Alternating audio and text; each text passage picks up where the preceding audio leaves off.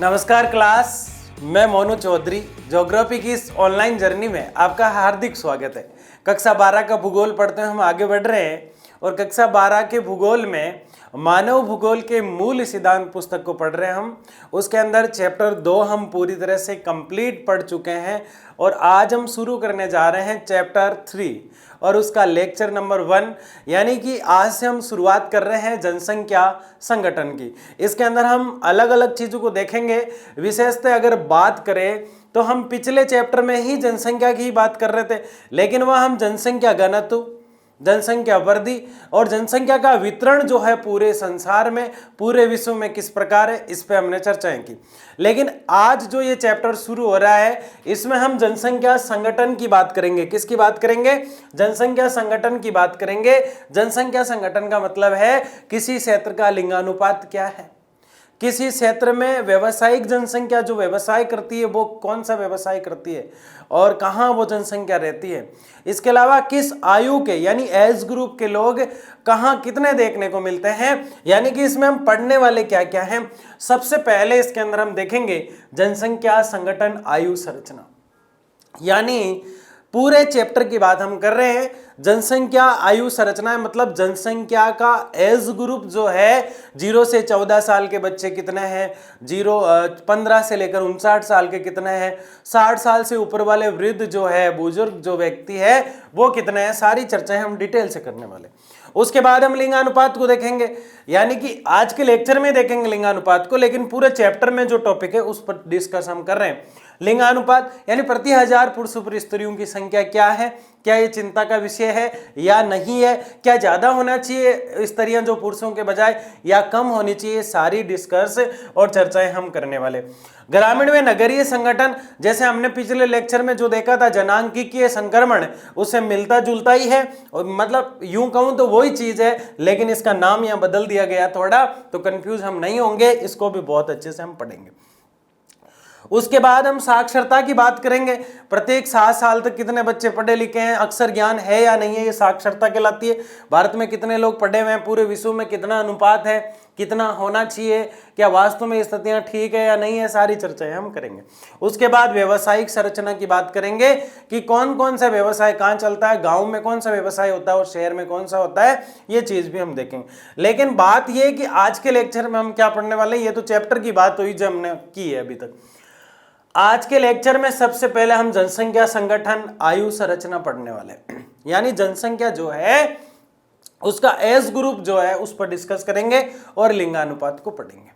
यानी कि लिंगानुपात क्या है, किस प्रकार से है, सारी चर्चाएं हम करने वाले हैं, इसलिए मैं ज्यादा यहां नहीं बता रहा हूं आपको। तो आज के इस लेक्चर को हम शुरू करते हैं और एक एक चीज को बड़े ही मजेदार, शानदार और शांतिपूर्ण ढंग से आराम से पढ़ते हुए बढ़ रहे। यानी कि आज चैप्टर शुरू हो रहा है 3 वाला, और इस चैप्टर को इतना अच्छा करना है जितना हमारा दोनों चैप्टर हो रखे हैं उससे भी ज्यादा। यानी कि पहले लेक्चर से ही आपको सारे 3 या 4 लेक्चर होंगे, लास्ट 4 और कम से कम 3 या 4 लेक्चर को बहुत अच्छे से देखना है और बहुत अच्छे से समझना है। एक एक चीज को, कोई भी डाउट हो तो कमेंट बॉक्स में मुझे बताना है कि सर इस चीज में मुझे दिक्कत आ रही है, क्योंकि अभी तक एक्टिव नहीं हुए।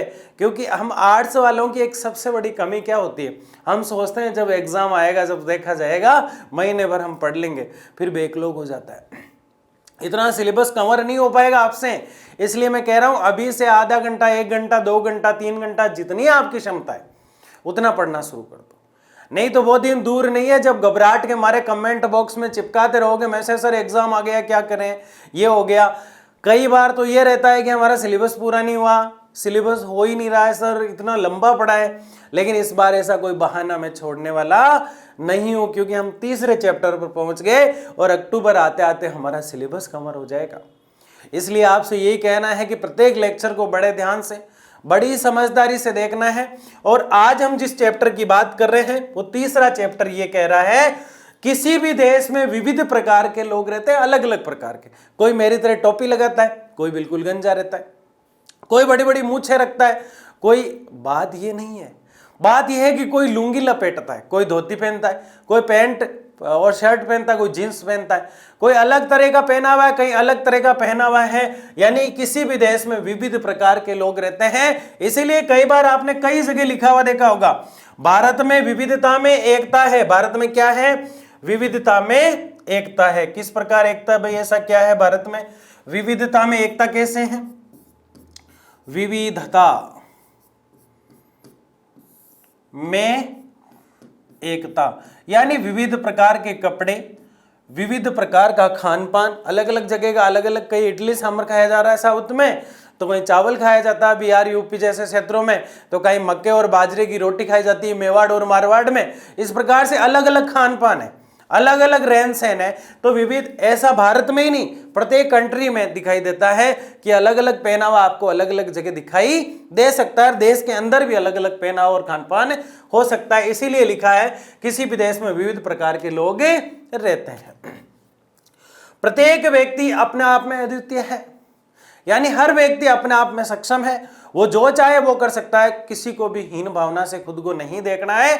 इसलिए कोई भी अगर किसी देश का मानव अद्वितीय है तो वो देश जो है विशिष्ट और विशेष होने से, उसे विकसित होने से कोई भी नहीं रोक सकता। क्योंकि मानव से बनता है परिवार, परिवार से बनता है समाज, और समाज से भी सीढ़ियां चढ़ते चढ़ते एक देश का निर्माण होता है। और राल्फ वाल्डो इमर्सन तो बहुत पहले कह गया था। क्या कह गया था भाई? वो पहले चैप्टर में हमने देखा, राल्फ वाल्डो इमर्सन कहते हैं कोई भी देश सोने से यानी ज्वेलरी से, गोल्ड से महान नहीं बनता, महान बनता वहां की स्त्रियां और पुरुषों के सक्षम होने से, अद्वितीय होने से।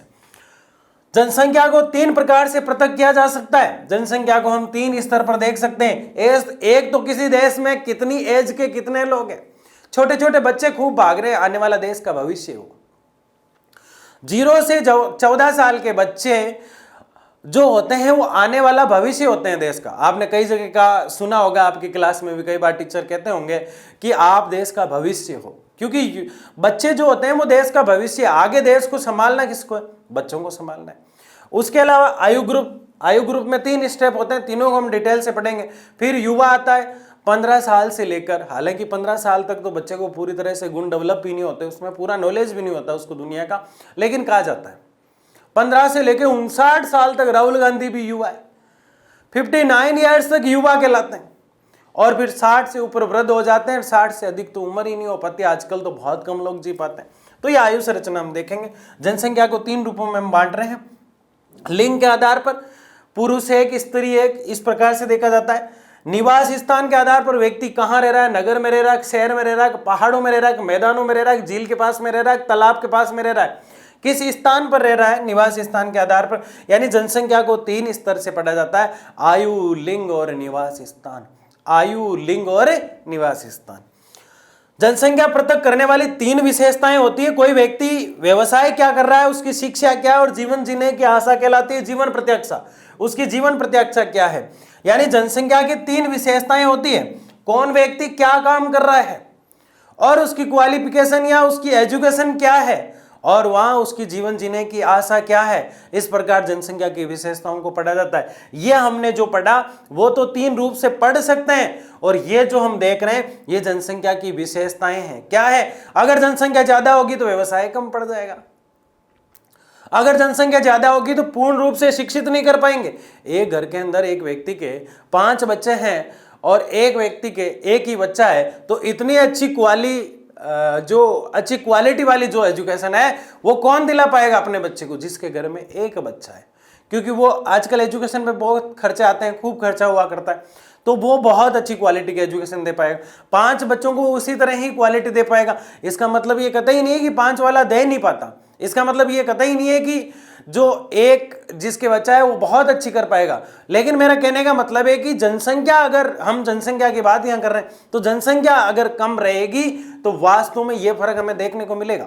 जनसंख्या अगर लिमिटेड तरीके से जनसंख्या को अगर हम नियंत्रित कर लेते हैं तो शिक्षा, व्यवसाय, जीवन जीने की आशा, आपने कोविड में देखा कि एक हॉस्पिटल के अंदर इतनी भीड़ लग गई कि लाइनें बनी रहती थी, लोगों को बेड नहीं मिल रहे थे। अगर उस समय देश की जनसंख्या कम होती तो आसानी से जो है बेड मिल जाते, सारी सुविधाएं हो जाती। ये सबसे बड़ा एग्जाम्पल है, क्योंकि जीवन प्रत्याशा उस समय कम हो गई, क्योंकि हॉस्पिटल में बेड नहीं मिल रहे थे, जीवन जीने की आशा। तो जनसंख्या में शिक्षा, जीवन प्रत्याशा और व्यवसाय देखा जाता है। ये हमने देख लिया, ये बेसिक था जिसको हमने पढ़ा। अब हम जो देख रहे हैं जनसंख्या संगठन होता क्या है, चैप्टर का नाम था जनसंख्या संगठन। क्या होता है जनसंख्या संगठन और इसमें क्या देखा जाता है? देखिए, किसी क्षेत्र की जनसंख्या को उनके विविध विशेषताओं के आधार पर वर्गीकृत करके जनसंख्या का तुलनात्मक अध्ययन करना है। देखो, किसी क्षेत्र, एक एक चीज को समझो, किसी क्षेत्र की जनसंख्या को उनके विविध, इस चीज को पकड़ो, विविध विशेषताओं के आधार पर वर्गीकृत करना।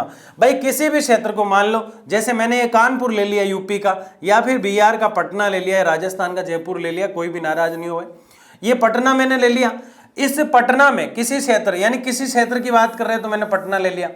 जनसंख्या को उनके विविध विशेषताएं, यहां की जो जनसंख्या है उसका व्यवसाय क्या है, यहां की जो जनसंख्या है उसका व्यवसाय क्या है, यहां की जो जनसंख्या है उसकी शिक्षा क्या है, यहां की जो जनसंख्या है उसकी जीवन प्रत्याशा क्या है। अभी कुछ देर पहले हमने देखा जीवन प्रत्याशा, जीवन जीने की आशा, इन तीनों चीजों का डिस्कस किया जाता है, विविध विशेषताओं के आधार पर वर्गीकृत किया जाता है। इसके अलावा भी ढेर सारी चीजें हम देख सकते हैं यहाँ पे कि वहां जो लोग रह रहे हैं वो किस आयु के हैं, क्योंकि यहाँ तो सारे विविध विशेषताओं के आधार पर हम देख रहे हैं यहाँ के जो लोग हैं उनका खान पान क्या है, खान पान, यहाँ के लोगों का रहन सहन कैसा है, रहन सहन, ये सारी चीजें देख सकते हैं। यानी विविध विशेषताओं का मतलब है वो सारी विशेषताएं हमें उस क्षेत्र की देखनी है। फिर क्या करना है, आधार पर वर्गीकृत करके जनसंख्या का तुलनात्मक अध्ययन किया जाता है। कैसे तुलनात्मक अध्ययन कैसे हो जाएगा? ठीक ऐसा ही शहर हम एक और लेंगे, जैसे मैंने ले लिया जयपुर। जयपुर के अंदर इन्हीं चीजों को हम देखेंगे कि जयपुर में एजुकेशन कितनी है, जयपुर में लोगों का जो स्तर है एजुकेशन का या फिर एज ग्रुप का वो कैसा है, सारी चीजें वही देख रहे हैं। लोगों का रोजगार, व्यवसाय क्या है, खान पान क्या है, रहन सहन क्या है, एज ग्रुप क्या है, जीवन प्रत्याशा कैसी है, एज यानी जीवन जीने की जो आस है वो कैसी है। ये सारी चीजें सेम लिखने से कोई मतलब नहीं है। जो चीज हम पटना में देख रहे हैं वो विविध विशेषताओं वाली चीजें किसी और शहर में भी देख रहे हैं और फिर दोनों में तुलनात्मक अध्ययन करते हैं, तो इसे हम कहते हैं जनसंख्या संगठन। अब ये तुलनात्मक अध्ययन लिंगानुपात को लेके हो सकता है, लिंगानुपात कि वहां पुरुष कितने हैं और स्त्रियां कितनी है। ये तुलनात्मक अध्ययन इन दोनों शहरों के अंदर साक्षरता में हो सकता है, साक्षरता, यानी कि तुलनात्मक अध्ययन किसी भी स्तर पर किसी भी तरह का हो सकता है। एक शहर के अंदर उद्योग है और दूसरे में भी उद्योग है, तो ज्यादा रोजगार देने वाले उद्योग किस क्षेत्र में, दोनों का तुलनात्मक अध्ययन किया जाता है। यानी किसी भी टॉपिक को ले सकते हैं, साक्षरता ले सकते हैं, लिंगानुपात ले सकते हैं, व्यवसायिक संरचना ले सकते हैं, खान पान ले सकते हैं, रहन सहन ले सकते हैं, एज ग्रुप ले सकते हैं, जो ठीक लगे, नगरीय और ग्रामीण संरचना ले सकते हैं। दोनों शहरों का अध्ययन करने की बात हम कर रहे थे, इसको कहते हैं जनसंख्या संगठन। क्या इसके अंदर हम ये देखेंगे कि इसका क्षेत्रफल कितना है? अगर क्षेत्रफल देख रहे हो तो दूसरे का भी क्षेत्रफल देखना है। दोनों क्षेत्रफल के आधार पर बात क्या करनी है कि इसका क्षेत्रफल इतना है, मान लो कि 20,000 किलोमीटर, इसका 25,000 है, लेकिन यहाँ जनसंख्या ज्यादा है और यहाँ कम है, तो दोनों क्षेत्र में यह देखने को मिलता है कि जो वितरण है जनसंख्या का वो असीमित है, असमान है, ढंग से नहीं हो पाया। इसलिए दो क्षेत्रों को, जब दो क्षेत्रीय परिदृश्यों को एक साथ करके और समाकलनात्मक दृष्टि से जब अध्ययन किया जाता है, दोनों का आकलन करके समय के अनुसार जब अध्ययन किया जाता है, भूगोल का वो अध्ययन कहलाता है जनसंख्या का संगठन। इसमें दो पहलू, ये तो हमने समझने की दृष्टि से एक जिला, राजधानी जो है राजस्थान की जयपुर, उसको लिया, दूसरा हमने बिहार का पटना लिया ताकि बात को ढंग से हम समझ पाए। लेकिन हम पढ़ रहे हैं पूरे वर्ल्ड की ज्योग्राफी, तो यहां देखा जाता है कि भारत और न्यूजीलैंड दोनों में क्या संबंध है, वहां की साक्षरता क्या है और यहां की साक्षरता क्या है, तो आप खुद ही समझ लेंगे। कुछ चीजें तो पढ़ने की जरूरत नहीं पड़ती। मैं कहूं कि अमेरिका और पाकिस्तान की शिक्षा व्यवस्था में आगे कौन है, तो कुछ चीजें तो तुक्का लग जाती है। क्या लग जाती है? अब हम कुछ नहीं बोलेंगे, आप खुद समझ गए। बताओ एजुकेशन में आगे कौन है? पाकिस्तान? अरे नहीं, अमेरिका है ना। यानी कि जनसंख्या संगठन में बार बार नहीं बताया जाता लाडले, सीधे से सिंपल तरीके से माइंड में बैठ चुका है। दो आंकड़ों को पकड़ा जाता है, दोनों का तुलनात्मक अध्ययन किया जाता है, उसी को कहते हैं जनसंख्या संगठन। बता देना मुझे कमेंट बॉक्स में, क्योंकि मैं भूल गया भाई जनसंख्या संगठन क्या है। पक्का लिखना है कमेंट बॉक्स में, ताकि मुझे पता चले। आपके कमेंट इतनी एनर्जी, इतना जोश और जुनून देते हैं कि हम डबल मेहनत करते हैं, डबल तरीके से कंटेंट लाते हैं। इसलिए लाइक और कमेंट जरूर किया करें, बस ये हमारा सबसे बड़ी गुरु दक्षिणा होती है। किसी भी देश में विविध प्रकार के लोग रहते हैं, पहले ही देखा हमने। प्रत्येक व्यक्ति अपने आप में अद्वितीय है। लोगों को आयु, उनके निवास स्थान के आधार पर पृथक किया जा सकता है। जनसंख्या को पृथक करने वाली कुछ अन्य विशेषताएं हैं, व्यवसाय, शिक्षा और जीवन प्रत्याशा। इसको लिखना कैसे है, ये मैंने एक पैराग्राफ में आपको बता दिया कि लोगों को कैसे रहना चाहिए, कैसे खाना चाहिए, कैसी शिक्षा होनी चाहिए, कैसा व्यवसाय होना चाहिए, ये सब कुछ हम देख चुके हैं। बस आपको ये याद रखना है कि इसको इस फॉर्म में लिखना है। जब भी जनसंख्या संगठन पूछा जाए तो इस प्रकार से आपको लिखना है। अगर हम देखें तो लिंग संगठन क्या है, इसको लिंग संगठन नहीं बोलकर मैं लिंगानुपात बोल दूं तो क्या सही रहेगा? बहुत बढ़िया रहेगा भाई, लिंगानुपात बोल दो इसको, ताकि समझने में भी आसानी रहे। लिंगानुपात का मतलब क्या है? सीधा सीधा नाम से ही पता चल रहा है, लिंग का अनुपात। लिंग का अनुपात कैसे? लिंग का अनुपात का मतलब स्त्री और पुरुष, स्त्री और पुरुष। यानी किसी देश में स्त्रियां कितनी है और किसी देश में पुरुष कितने हैं, इस आधार पर देखा जाता है। बिल्कुल देखा जाता है, लेकिन 1000 को मद्देनजर रख के, 1000 को मद्देनजर रख के देखा जाता है किसी भी क्षेत्र में स्त्रियां और पुरुष में। वैसे तो इसको ऐसा देखा जाता है कि प्रति 1000 स्त्रियों पर पुरुषों की संख्या, या फिर यूं कह दो कि प्रति 1000 स्त्रियों पर, प्रति 1000 पुरुषों पर स्त्रियों की संख्या। यानी माइंड में सीधा सीधा फिट कर लेना। रिपीट कर रहा हूं एक बार, प्रति 1000 पुरुषों पर स्त्रियों की संख्या। लेकिन कुछ आंकड़े हम यहां लेंगे जिसको हम 100 से ही समझ लेंगे, कि जैसे कि हम पढ़ेंगे कि दुनिया में लेटविया ऐसा देश है जहां स्त्रियां ज्यादा हैं। जो सऊदी अरब है, संयुक्त अरब अमीरात, सऊदी अरब नहीं, संयुक्त अरब अमीरात जो ऐसा कंट्री है, वहां पुरुष ज्यादा है, स्त्रियां कम है। यानी 311 पुरुष, कितने पुरुष? 311 पुरुष पर 100 ही क्या है? स्त्रियां। तो वहां आंकड़ा हमने कितना का लिया है? 100 का लिया है, ताकि हमें अच्छे से समझ में आ जाए। लेकिन माना किससे जाता है? 1000 से माना जाता है। जैसे मैंने अभी कुछ देर पहले बताया, लेटविया, जिसको लताविया भी कहा जाता है, कई जगह लेटविया लिखता है, कई जगह लिखा हुआ मिलता है लेटविया, कई जगह लताविया। वहां अगर हम देखें तो वहां जनसंख्या क्या है? वहां प्रति जो है स्त्रियां जो है वो 100 है और पुरुष कितने हैं? 85। यानी कि जब स्त्रियां ज्यादा हो तो इतनी चिंता का विषय नहीं होता, जब पुरुष ज्यादा हो तो वहां एक प्रकार से रेपिस्ट जैसी घटनाएं बढ़ जाया करती है। देश अंधविश्वास और धारणाओं के आधार पर पहले से ही दुखी होता है। और अंधविश्वास और धारणाएं कैसी? लड़की को है दृष्टि से, महिला को समाज में है दृष्टि से देखना, इसलिए महिलाओं की संख्या नहीं बढ़ रही है। और लिंगानुपात को समझने का सबसे बड़ा मोटो यही होता है कि महिलाओं की स्थिति को सुधारते हुए महिलाओं का अनुपात बढ़ाया जाए। अभी एक एनसीएफ वगैरह कुछ रिपोर्ट थी भारत के बारे में यूएनओ की तरफ से, उसमें यह कहा गया कि 2021-22 के आसपास भारत का लिंगानुपात 1020 के आसपास चला गया, लेकिन थोड़ा कम ट्रस्टेबल थी वो, क्योंकि अभी जहां तक मुझे पता है 946-47 के आसपास ही चल रहा है। अलग अलग रिपोर्ट्स आती है, क्योंकि कोविड-19 की वजह से जनसंख्या की जनगणना नहीं हो पाई अभी तक, वापस हर 10 साल में होनी चाहिए, इसलिए इस बार रोका गया उसको। जब भी होगी तो बाउंडर देख लेंगे। अभी हम जनगणना नहीं कर रहे हैं क्योंकि घबराहट के मारे जनसंख्या कानून लाने की सोच रहे हैं। सो लाए कि नहीं लाए, हम दो हमारे एक, ऐसा होना चाहिए। लेकिन यूएनओ ने हमें बहुत अच्छे से चौंका दिया कि भारत बावड़े भोले डाले मेरे इंडिया, तू देश में क्या क्रांति लाना चाह रहा है, क्या भ्रष्टाचार मुक्त देश बनाना चाहता है? जनसंख्या में तुम नंबर 1 पे हो। किस पे हो? नंबर 1 पे। चाइना को पिछाड़ दिया हमने। तो देखो इसको समझते हैं, स्त्रियों और पुरुषों की संख्या किसी देश की महत्वपूर्ण विशेषता होती है। किसी राल्फ वाल्डो इमर्सन की कई भी बात है, किसी भी देश की स्त्रियां और पुरुष अगर अच्छे हैं, पढ़े लिखे हैं, व्यवसाय में लगे हैं, शिक्षा में अच्छी निपुणता है उनके अंदर, वो देश सबसे ही ऊपर उड़ जाएगा, आसमान तक ऊंचा ले जाते हैं देश को। जब बाकी लोग निद्रा मगन होते हैं, साहस और जोश के साथ अच्छे स्त्री पुरुष हो तो देश को आगे ले जाते हैं। यानी युवा जो है वो अच्छे होने चाहिए। विशेषता होती है जनसंख्या में स्त्रियों और पुरुषों की संख्या के बीच के अनुपात को लिंग अनुपात कहा जाता है। स्त्री और पुरुष के बीच का अनुपात, देखो ऐसे याद रखना, स्त्री और पुरुष के बीच का अनुपात लिंगानुपात है। स्त्री और पुरुष के बीच का अनुपात, ये रहा अनुपात, लिंगानुपात कहलाता है।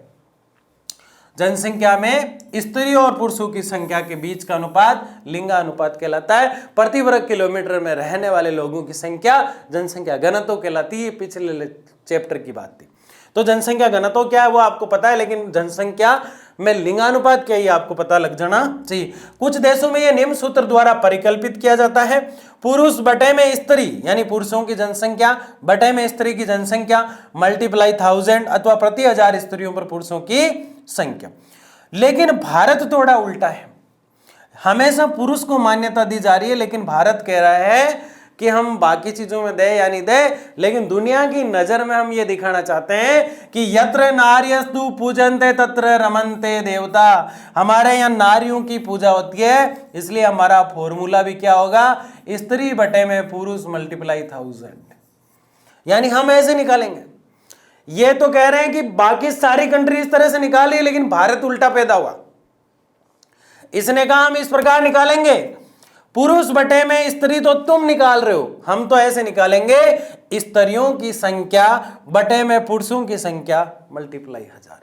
यानी कि भारत का जो फॉर्मूला है वो अलग है और पूरे विश्व का अलग है। दोनों ही हम देख लेंगे, ये मैंने लिख रखा है। ये बात आपकी समझ में आ गई क्या है लिंगानुपात। ये देखो, भारत में इस सूत्र का प्रयोग करके लिंगानुपात ज्ञात किया जाता है। क्यों किया जाता है? क्योंकि यत्र नार्यस्तु पूजन्ते तत्र रमन्ते देवता। यानी जहां नारियों की पूजा होती है वहां कौन खेलता है? देवता। बटे में पुरुष मल्टीप्लाई 1000।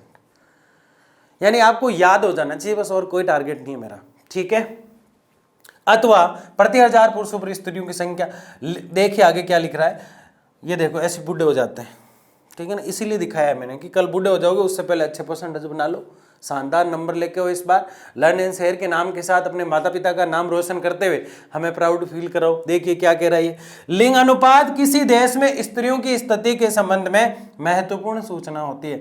यानी लिंग अनुपात जो होता है किसी भी देश में स्त्रियों की स्थिति कैसी है, इसको पकड़ो आप, महत्वपूर्ण सूचना होती है। यानी कि हम लिंगानुपात क्यों पढ़ते हैं, कहां जरूरत पड़ गई? मैंने कहा ना कि अधिकतर देशों में महिला को है दृष्टि से देखा जाता है। है दृष्टि, है दृष्टि का मतलब होता है उसे कम आंका जाता है, कम आंकना। किसको? महिलाओं को। समाज का जो निर्णय होता है उसमें महिला की भागीदारी नहीं मानी जाती समाज के निर्णय में। इसलिए महिलाएं जो है हमेशा कुपोषण का शिकार हुई है। डिसीजन जो लिया जाता है एक तरफा और एक रूपता से नहीं लिया, एक तरफा लिया जाता है, उसमें एक रूपता नहीं होती। महिला का डिसीजन कम मान्य होता है और पुरुष का ज्यादा होता है। इसलिए समाज में इस है दृष्टि को अगर खत्म करना है तो लिंगानुपात को बढ़ाना है। यानी लिंगानुपात जब बढ़ जाएगा इसका मतलब स्त्रियों की स्थिति जो है वो ठीक है। अगर उस रिपोर्ट की हम माने और भारत में माना कि 1020 लिंगानुपात है तो कोई कुंवारा नहीं रहेगा, उल्टा 20 लड़कियां कुंवारी रह जाएगी, है ना। यानी कि लिंगानुपात सीधी सीधी भाषा में क्या है कि मतलब पुरुष ज्यादा हो जाना और स्त्रियां कम हो जाना, तो कुंवारे रह जाते कुछ लोग। इस प्रकार से भी हम समझ सकते हैं, लेकिन ऐसा नहीं लिखना है कि हमारे गांव में इतने कुंवारे हैं, हमारे गांव का लिंगानुपात कम है ना। कई बार ऐसा होता है कुछ लड़कियां भी शादी नहीं करना चाहती हो, कमी नहीं हो, तो हमारे गाँव में सारे कोई तैयारी अच्छा पढ़ने लिखने वाला हो ही नहीं, है ना। तो इस प्रकार से हम देखते हैं कि स्त्रियों की स्थिति के संबंध में महत्वपूर्ण सूचना होती है। जिन प्रदेशों में लिंग भेदभाव अनियंत्रित होता है, यानी जिन प्रदेशों में, जिन क्षेत्रों में, जिन तबकों में लिंग भेदभाव अनियंत्रित होता है वह लिंग अनुपात निश्चित रूप से स्त्रियों के प्रतिकूल होता है। यानी कि जहां जिन प्रदेशों में लिंग भेदभाव होता है वहां का लिंगानुपात प्रतिकूल यानी अपोजिट होगा, किसी भी प्रकार से सही नहीं होगा, हमेशा कम होता रहेगा, कम होता रहेगा। जैसे एक बात कहूँ आपको, हरियाणा की अगर हम बात करें, हरियाणा बहुत दयनीय स्थिति है भारत के हरियाणा में। जानते हैं आप लोग हरियाणा स्टेट की अगर बात करें तो यहाँ 879 यानी ये आंकड़ा है किसका? लिंगानुपात का। मतलब आप सोचो कितना कम लिंगानुपात है, 879। केरल की देखो आप, 1000 से ऊपर है केरल, सबसे ज्यादा लिंगानुपात है भारत में केरल में। अब मुझे बताओ महिलाओं की स्थिति ज्यादा अच्छी कहाँ होगी? हम जब एनसीसी में हुआ करते थे, नेशनल कैडेट कोर के अंदर, जब हम देखते थे कि हम जब कैंप में जाया करते थे तो वहाँ जो उधर से कैंप के लोग, एनसीसी बटालियन आया करती थी, उसमें पुरुषों से ज्यादा महिलाएं हुआ करती थी, यानी गर्ल्स बहुत ज्यादा हुआ करती थी। क्यों? क्योंकि महिलाओं की स्थिति जो है, स्त्रियों की स्थिति जो है वहां सुधरी हुई है। हरियाणा में 879, बड़ी दयनीय स्थिति है हरियाणा की, बहुत जल्द सुधार लेना चाहिए। कोई हरियाणा से है तो अपने राज्य के लिए मिशन चला दो, लिंगानुपात बढ़ाना है, तुम्हें जनसंख्या कंट्रोल करने की जरूरत नहीं है, तुम्हें लिंगानुपात बढ़ाना है। छोटा सा स्टेट इतना खतरनाक लिंगानुपात माइनस में लेके बैठा है, तो बड़ी दयनीय और चिंता की स्थिति है। जबकि केरल वास्तव में देखो प्राउड फील कराता है पूरे विश्व में। हमें केरल का नाम आता है विश्व की, जब ज्योग्राफी पढ़ते हैं पूरे वर्ल्ड की, तब भी केरल को याद किया जाता है कि केरल क्या लीला है तेरी, महिलाओं की स्थिति सुधारी है तूने। तो प्रतिकूल कहाँ है? यहाँ पे। अनुकूल कहाँ है? यहाँ। आगे देखिए, भारत में बाल लिंगानुपात में गिरावट के 2 प्रमुख कारण निम्नलिखित है। बाल लिंगानुपात यानी अब जो बच्चे जन्म ले रहे हैं, 0 से 14 साल वाला जो एज ग्रुप है, उसमें स्त्री और पुरुषों यानी बच्चे और बच्चियों की तुलना करना कि बच्चे कितने और बच्चियां कितनी है, यानी लड़के कितने पैदा हुए इस साल, 2 साल, 3 साल, 4 साल में, और लड़कियां कितनी, उसको हम कहेंगे बाल लिंगानुपात। ज्यादा टेंशन नहीं लेना, वो लिंगानुपात ही है, लेकिन बाल लग गया तो छोटे वाले बालकों का देखना है, ठीक है। क्या कारण है? 2, बालिकाओं के प्रति नकारात्मक सामाजिक दृष्टिकोण। इस चीज की तो बाद में शुरू से करता आया हूं, सबसे बड़ा कारण यही है। बालिकाओं के प्रति, लड़का हुआ तो थाली बजाई जाती है, डॉल बजाए जाते हैं, नगाड़े बजाए जाते हैं, मिठाइयां बांटी जाती है, मोतीचूर के लड्डू जो गणेश जी के लिए लाए हुए थे, गणेश भगवान के लिए लाए हुए थे, वो बांट दिए जाते हैं गांव गली मोहल्ले के लोगों को जब लड़का होता है। और जब लड़की होती है तो कोई बधाई के लिए फोन करता है तो भी अगला रोता है कि क्या करेंगे, हमारे तो एक ही बच्चा था, इसके भी बच्चियां हो गई, पहले 6 बच्चियां हैं। मतलब एक महिला को, एक लड़की को बोझ माना जाता है। और इस बोझ को खत्म करने के लिए और महिलाओं की स्थिति को सुधारने के लिए लिंगानुपात का सुधरना बहुत जरूरी है। लिंगानुपात अगर सुधरेगा तो ये एक संकेत है कि समाज में महिलाओं का सम्मान होने लग गया। और जिस दिन समाज में महिलाओं का सम्मान होता है, जिस समाज में महिलाओं का सम्मान होता है, वो समाज स्वतः ही ऊंचाइयों को छू जाता है। और समाज अगर ऊंचाइयों को छू रहा है तो देश अपने आप ऊंचाइयों को छू जाता है। हमारा कहने का मतलब यह है कि लिंगानुपात का सुधरना बहुत जरूरी है। हरियाणा में अगर दयनीय स्थिति है तो केरल में अच्छी स्थिति है। इसका कारण क्या है कि केरल में शिक्षित लोग हैं, हरियाणा में खेती बाड़ी से जुड़े हुए लोग हैं, इतना शिक्षित नहीं हो पाए, इतना अपने आप को अभी तक डेवलप नहीं कर पाए कि वहां का लिंगानुपात जो है एक अच्छे स्तर तक नहीं जा पाए। लिंगानुपात, अगर बाल लिंगानुपात की बात करें तो आज भी समाज में महिलाओं को यानी लड़की होना अशुभ माना जाता है। ये समाज की हकीकत बता रहा हूं, कहते हुए बड़ा अटपटा लगता है कि जिस समाज में हम रह रहे हैं और अपने आप को पढ़ा लिखा कह रहे हैं, उन समाजों में भी आसपास में आप देखते हैं कि लड़की के जन्म पर बहुत कम बधाइयां दी जाती है, बहुत कम खुशी का माहौल किया जाता है। तो इसका मतलब यह है कि समाज में आज भी वो हीन भावना है। इसको खत्म करने का प्रयास कौन करेगा? प्रत्येक भारत का नागरिक, प्रत्येक शिक्षित व्यक्ति, आप और मैं और सारा समाज और सारा देश इस चीज का बेड़ा लेकर चलेगा, तभी स्थिति सुधरेगी महिलाओं की और लिंगानुपात में सुधार आएगा। तो क्या है? बालिकाओं के प्रति नकारात्मक सामाजिक दृष्टिकोण, यानी समाज जो है, देखो समाज जो है प्रति, किसके प्रति? बच्ची के प्रति नकारात्मक यानी नेगेटिविटी लेके बैठा है, कुछ गलतियां लेके बैठा है, फालतू का फितूर लेके बैठा है कि लड़की तो पराया धन होती है। दृष्टिकोण यानी विचार बाल लिंगानुपात में गिरावट कर देता है। यानी इस लाइन को मैं समझाऊं, नकारात्मक यानी गलत विचार, सामाजिक यानी समाज में, दृष्टिकोण यानी विचार, ठीक है। अब इसको मैं समझा ही रहा था आपको कि हर व्यक्ति के दिमाग में नहीं है, लेकिन कुछ समाज में आज भी अशिक्षित लोग हैं जिनके दिमाग में ये घर कर गई चीज कि महिला जो है वो तो पराया, लड़की जो है वो तो पराया धन होती है। इसलिए एक बहुत अच्छी बात कही किसी कवि ने कि माता पिता कहते हैं ये पराया धन है, माता पिता कहते हैं ये पराया धन है, और जहां जाती है, जिस ससुराल में जाती है, वहां सास ससुर कहते हैं ये तो पराये घर की है, तो तू ही बता ए खुदा लड़की का घर कौन सा है। यानी जहां जन्मी वहां पराया धन कहा जा रहा है, और जहां गई वहां पराया धन माना जा रहा है कि पराये घर से आई है, एक खुदा तू ही बता कि लड़की का घर कौन सा है ना। तो बहुत अच्छी बात कही, नकारात्मक सामाजिक दृष्टिकोण है। भारत में बाल लिंगानुपात में गिरावट के दूसरे कारण लिंग निर्धारण के वैज्ञानिक तरीके से हैं, जिसमें लोग सिर्फ पुरुष बच्चों को चयन करते हैं। बाल लिंगानुपात में गिरावट का दूसरा क्या है? लिंग निर्धारण। जब बच्चा मां के पेट में होता है यानी गर्भाशय में होता है, उसी समय उसका लिंग परीक्षण कराया जाता है, यानी चेक करा लिया जाता है कि लड़का है या लड़की।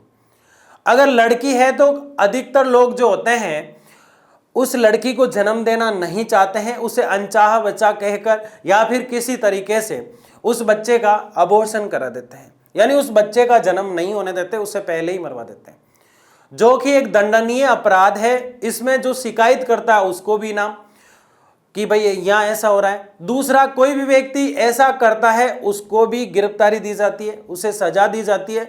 यह एक दंडनीय अपराध है। अगर समाज में कहीं भी ऐसा होता हो तो उसकी सूचना तुरंत पुलिस मुख्यालय में देनी चाहिए, क्योंकि यह लिंग निर्धारण ही है। लिंग निर्धारण जो है क्या कह रहा है? सीधा सीधा यह कह रहा है कि समाज में आज भी बालिकाओं को हीन भावना से देखा जा रहा है। आज भी समाज में बालिकाओं की वो वैल्यू नहीं है जो होनी चाहिए। अभी कुछ ही दिन पहले एक दोस्त के बच्ची हुई तो मैंने बधाई देने के लिए उसके पिताजी को फोन कर दिया कि बधाई हो, आपके घर में लक्ष्मी का आगमन हुआ है। वो दुखी होकर कह रहे हैं कि हमारे तो पहले ही, मेरे 3 बेटियां थी, अब इसके भी पहली बार में ही लड़की हुई है, क्या होगा हमारा? मतलब इतना बोझ और है दृष्टि से महिलाओं की स्थिति कैसे सुधरेगी जब तक लिंगानुपात नहीं बढ़ेगा। और लिंगानुपात अगर बढ़ाना है तो शिक्षा बढ़ानी है। शिक्षा जिस क्षेत्र में होगी तो वहां लिंगानुपात बढ़ेगा, और उदाहरण है केरल। वैज्ञानिक तरीके से करा लिया जाता है, जिससे लोग सिर्फ पुरुष बच्चों का चयन करते हैं, और अगर पुरुष नहीं है यानी लड़का नहीं है, लड़की है तो उसका जो है जन्म से पहले ही उसको मरवा दिया जाता है। ऐसी स्थितियां समाज में है, सुनने में इतना अटपटा लगता है, तो जो लोग करते हैं वो तो कितने निर्दयी होते हैं। आगे बढ़िए। प्राकृतिक लाभ बनाम सामाजिक हानि क्या है? ध्यान से समझना इस चीज को। प्राकृतिक लाभ बनाम सामाजिक हानि। स्त्रियों को पुरुषों की तुलना में जैविक लाभ प्राप्त है, क्योंकि वे पुरुषों की तुलना में अधिक स्थिति स्थापक होती है। क्या कह रहा है? स्त्रियों को पुरुषों की तुलना में जैविक लाभ प्राप्त है, यानी स्त्रियों को पुरुषों की तुलना में, यानी अब पुरुष को कम दिखाया जा रहा है, स्त्रियों को प्लस यानी ज्यादा दिखाया जा रहा है। जैविक लाभ प्राप्त है, क्यों दिखाया जा रहा है? क्योंकि उन्हें प्रकृति ने बहुत कुछ दिया है, प्रकृति से लाभ प्राप्त हुआ है, क्योंकि वे पुरुषों की तुलना में अधिक स्थिति स्थापक होती है। ध्यान से समझना और एक एक चीज में समझाऊंगा। स्थापक होती है, फिर भी ये लाभ उन सामाजिक हानियों व भेदभाव द्वारा जिन्हें वे अनुभव करती है समाप्त हो जाता है। यानी कि प्राकृतिक लाभ बनाम सामाजिक हानि लिंगानुपात को समझने के लिए दूसरा, क्या महिला की स्थिति वास्तव में कमजोर होती है?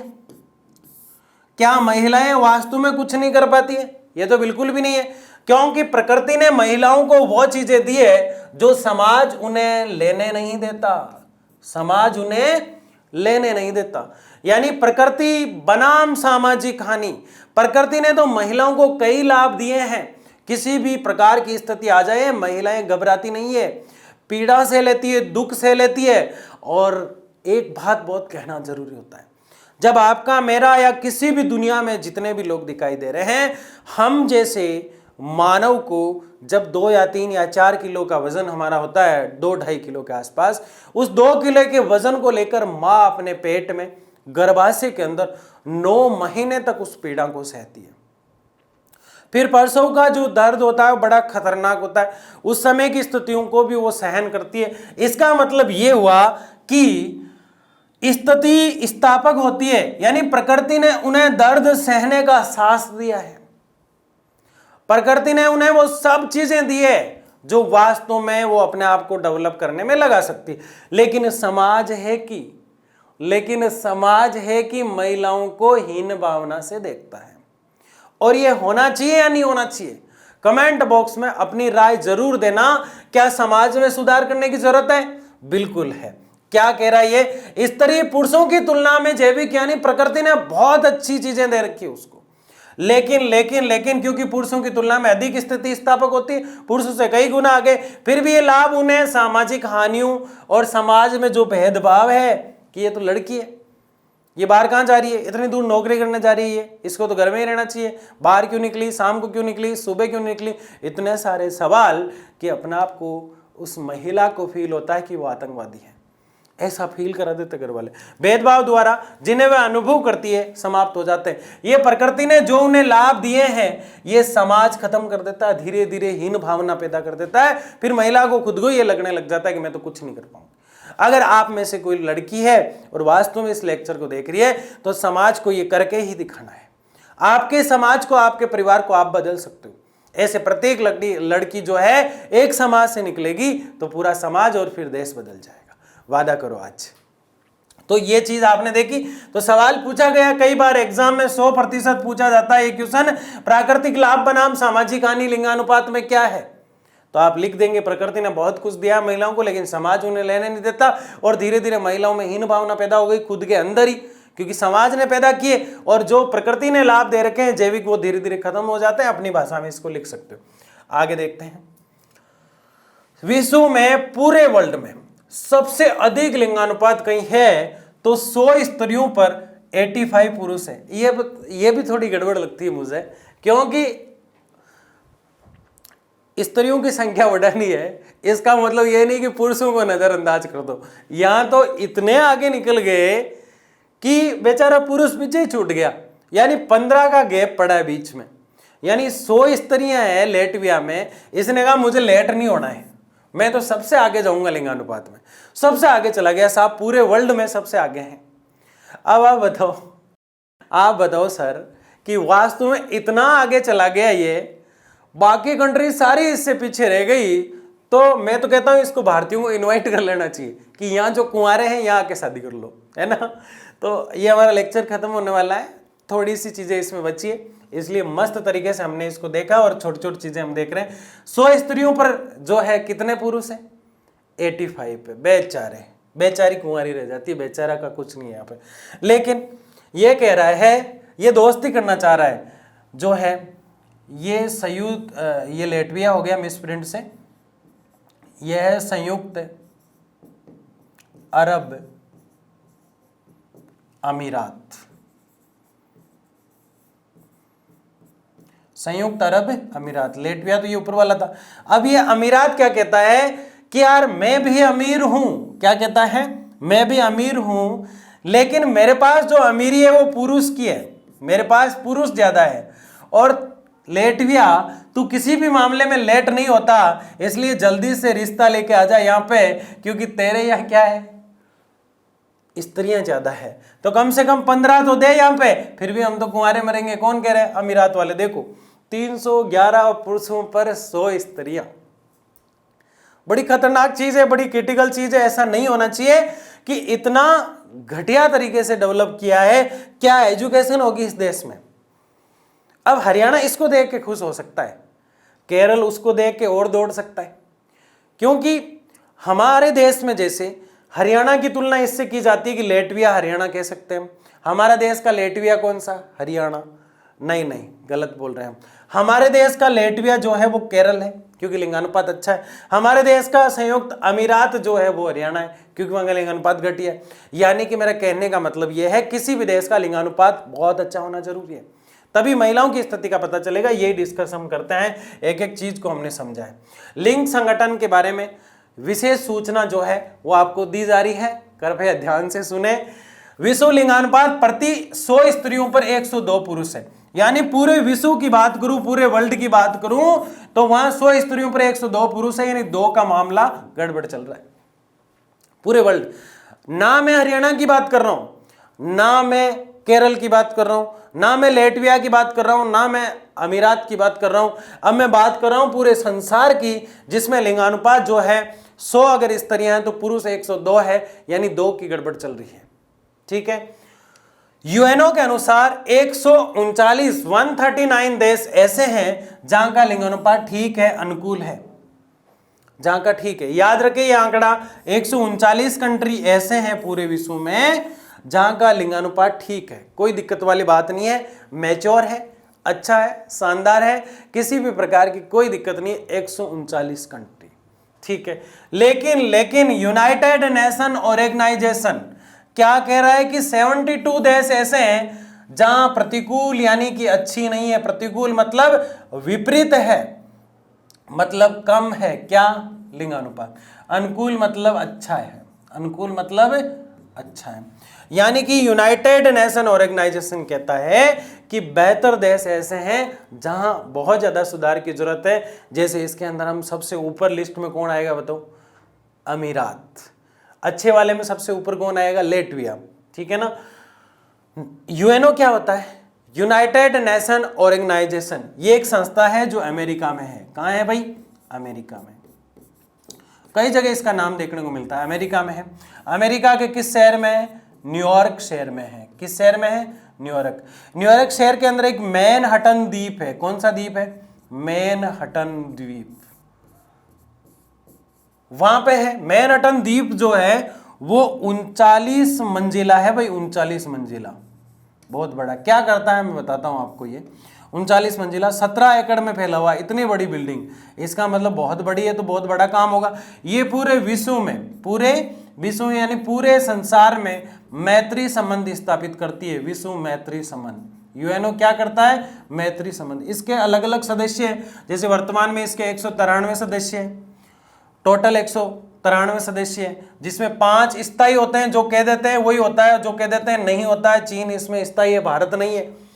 10 अस्थायी सदस्य हैं, जिसके अंदर भारत भी है। बाकी ये टोटल जो सदस्य 193 आपको दिखाई दे रहे हैं। ये क्या करता है, दो देश लड़ रहे हैं, जैसे भारत और पाक का युद्ध चल रहा है, तो इन दोनों में मैत्री संबंध और लड़ाई को शांत करने का, जैसे यूक्रेन और रूस में चला, लड़ाइयों को शांत करने का काम कौन करता है, ये करता है। दूसरा ये क्या करता है, जैसे कि मान लो 2 गांव में लड़ाई होती है, तो सरपंच साहब ही या फिर छोटे से स्तर पे लेवल पे सिमट जाती है वो। लेकिन 2 डिस्ट्रिक्ट में आपस में लड़ाई होती है तो हाई कोर्ट होता है राज्य के अंदर। 2 राज्य आपस में लड़ते हैं तो सुप्रीम कोर्ट होता है पूरे देश के अंदर एक। जबकि 2 कंट्री आपस में लड़ते हैं तो अंतर्राष्ट्रीय न्यायालय होता है। अंतर्राष्ट्रीय न्यायालय इसके अंदर आता है और वो हेग में है। किस स्थान पर है, हेग में। यानी कि इसके अंदर सारी संस्थाएं, मानव विकास रिपोर्ट पढ़ेंगे अगले ही लेक्चर में हम, जब बार बार, इसलिए मैं आपको ये बता रहा हूं यूएनओ आएगा। अगला चैप्टर जब हम शुरू करेंगे उसमें यूनाइटेड नेशन जो होता है उसकी एक संस्था होती है यूएनडीपी। यूएनडीपी एक रिपोर्ट तैयार करती है कि किस देश में मानव कितना विकास कर रहा है। उसमें भारत की स्थिति बड़ी दयनीय है, उसकी चीज की चर्चा हम वहां करेंगे। मैं तो आपको बता रहा हूं कि यूएनओ होता क्या है। यूएनओ अमेरिका की एक संस्था है जो पूरे देश, पूरे विश्व को मेंटेन करके चलती है। ये चाहती है कि विश्व युद्ध नहीं हो, लेकिन इसके बनने के बाद भी दूसरा, ये पहले संघ हुआ करता था, संयुक्त संघ। 1900 जब पहला वर्ल्ड वॉर हुआ, प्रथम विश्व युद्ध 1914 से 18, उस समय इसे बनाया गया। जबकि ये कुछ नहीं कर पाया उस समय। 1939 से 1945 के बाद सेकेंड वर्ल्ड वॉर हो गया, लेकिन फिर इसको मजबूती दी गई। अभी तक वर्ल्ड वॉर जैसी स्थितियां तो नहीं है, लेकिन ये अपना काम कर रहा है। इसमें फंड भी जाता है, भारत देता है 0.99, जबकि अमेरिका देता है 35% इसके अंदर फंड। तो एक तरह से प्रभुत्व है अमेरिका का इसके ऊपर, जो अमेरिका चाहता है वही होता है। निम्न लिंगानुपात अगर देश की बात करें तो भारत और इसके आसपास के लोगों को भारत जो है अपने साथ ही लेके बैठा है कि तुम भी आगे मत जाओ। देखो, चीन लिंगानुपात गड़बड़ाया हुआ है, भारत लिंगानुपात गड़बड़ाया हुआ है, सऊदी अरब लिंगानुपात डिस्टर्ब है, पाकिस्तान और अफगानिस्तान। अब ये तो भारत के ही क्षेत्र है, चिन्ने मुन्ने चुट्टे मुट्टे जो भी। पाकिस्तान और अफगानिस्तान, चीन और भारत, ये तो आपको याद हो ही जाता है। सऊदी अरब आपको याद कर लेना, आस पड़ोस के देश है सारे। यहाँ लिंगानुपात निम्न है। बताओ भारत की स्थिति सुधारने की जरूरत है या नहीं है? बिल्कुल सुधारने की जरूरत है। दूसरा ये सोचो कि आपको लिंगानुपात समझ में आया कि नहीं आया। तो आज की क्लास में हमने बहुत अच्छे से और शानदार तरीके से और मस्त तरीके से एक ही क्लास में खलास कर दिया किसको, लिंगानुपात को। अब अगला जो हमारा लेक्चर है उसमें हम एक नया टॉपिक लेके आएंगे, लेकिन चैप्टर का जो फ्लो है मैंने आप में बताया आपको कि उसमें जो चीज़ें एक एक पढ़ते हुए 3 या 4 लेक्चर में पूरा कर लेंगे। लेकिन आप मेरे से वादा करो, लाइक शेयर सब्सक्राइब करते हुए सबसे महत्वपूर्ण बात, खुद को रेगुलर पढ़ना है। बहुत बहुत धन्यवाद, मिलते हैं अगले लेक्चर में।